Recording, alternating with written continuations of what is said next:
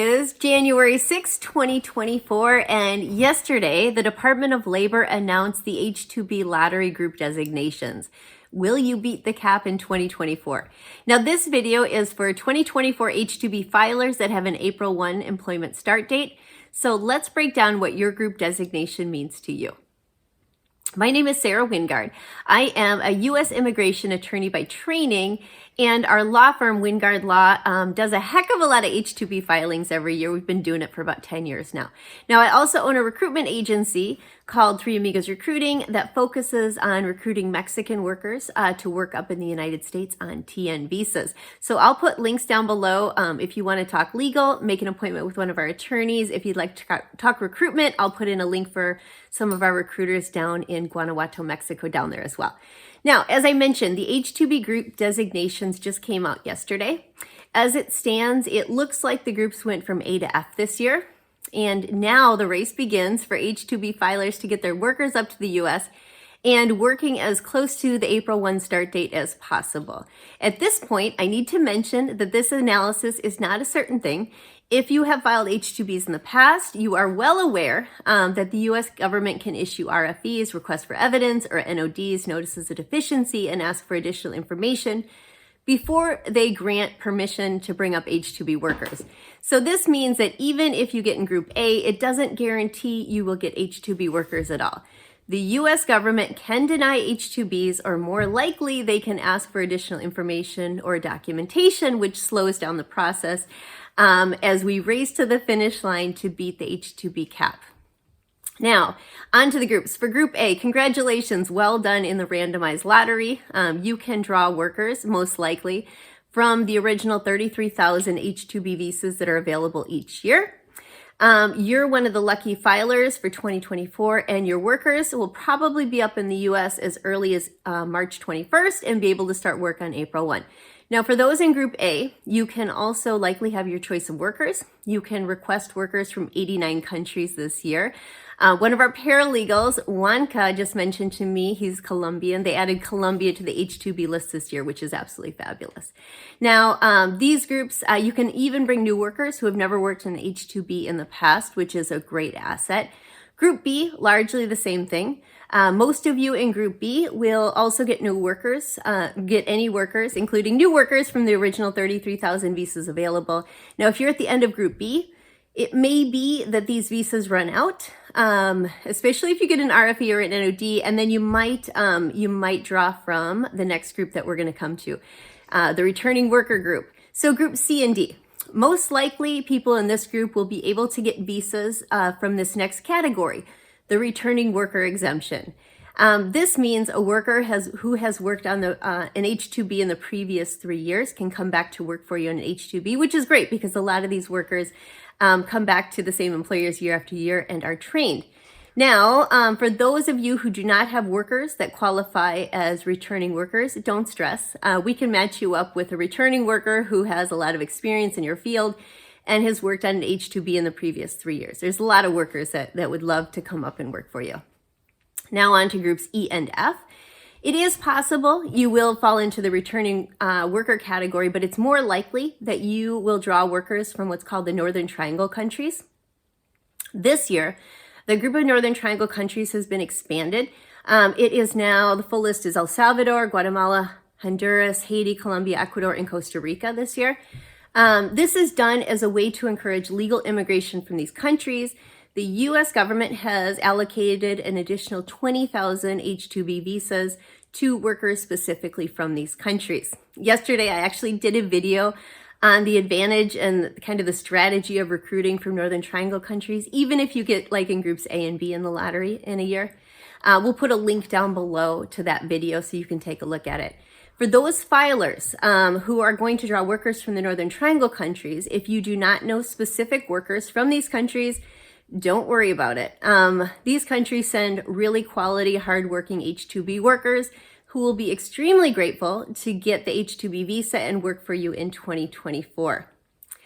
Okay, if you are in Groups E and F, now is the time to start thinking about which of these Northern Triangle countries you want to draw your workers from. Many of these countries have free recruitment programs for H2 petitioners, H2B and H2A petitioners. This is because these H2 filers, their families and the countries benefit so much from sending H2 workers up to the US where they earn dollars, and they send some of those dollars back to their home country and their families. So these countries want to make it as easy as possible for you to sponsor workers from their countries on an H2B visa. So for the Northern Triangle filers, the question becomes which of the Northern Triangle countries you should draw your workers from. Okay, so I was just in a meeting last week with USAID and representatives of the governments of Guatemala, Honduras, and El Salvador. These are all Northern Triangle countries.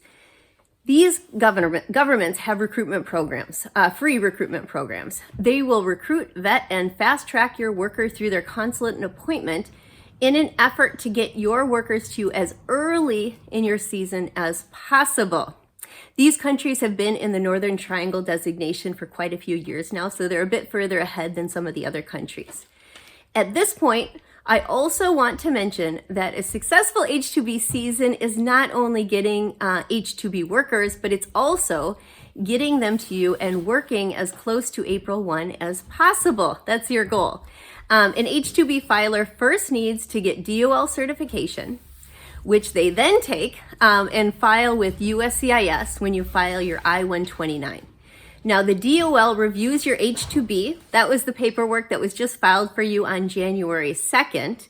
And they're going to put you into recruitment, and you must show that you can legitimately not find U.S. workers for the job. Now, it's only after this step with the DOL is complete that you can turn around and file your I-129 with USCIS. If the DOL doesn't grant your certification until, say, the end of April, then it's only at that time that you can then file to get approval with USCIS. USCIS has 15 calendar days to adjudicate your petition, and then you schedule the consulate appointments. So you can see if the DOL works slowly, then it's a problem for you because everything gets set back. It can slow the entire process down for you. Now, it is for this reason that you also need to consider how quickly each consulate can process your H2B workers. Okay, Guatemala, Honduras, and El Salvador. They have been included in the list of Northern Triangle countries for a few years now, so they're faster with recruitment and appointments than some of the other countries. Now, in the meeting with USAID, this was the issue that they spent a lot of time talking about. Basically, in the past few years, 5 years ago, I would have largely tried to avoid filing for workers in these countries because it took too long to get through the consulate to get your H2B workers up and working for you. But the good news is that these countries are aware of the problems and they've been working on it. So for example, Guatemala, 5 years ago, it took 55 days to process H2B workers. That is really largely unworkable for H2Bs. They're working on it. They're now down to 17 days. El Salvador, it took 42 days. They're now down to 14. And the big winner here is Honduras, which used to take 24 days, and now they're down to 8 days. Now, 8 days is impressive. This is a number that can compete with Mexico in processing times. There it is. There you have it. If you're recruiting from Northern Triangle, personally, I would start focusing on Honduras. The 2024 H2B season is sure shaping up to be a good one. My advice, if you do get an RFE or an NOD, get the requested information to the government as quickly as possible. Also, once you have approval of your I-129, get the consulate appointments as quickly as possible. Finally, have a good season. Thank you for watching. Please click on the link below to like our page. Every time the U.S. government updates the 2024 H2B cap count, we're going to be releasing a video and letting you know about it. We'll also be reporting back about H2B trends we see as our Wingard Law H2B filers work their way through the process this year. So this is Sarah Wingard from Wingard Law and Three Amigos Recruiting. If you have any questions or would just like to schedule an appointment with one of our attorneys, click on the link below. Also, if you have any TN visa needs and want to recruit some Mexican workers, I'll put the link below to some of our recruiters down in Guanajuato, Mexico, so you can schedule a free consultation. Finally, good luck in beating the cap this year. Cheers to a fabulous 2024 H2B season.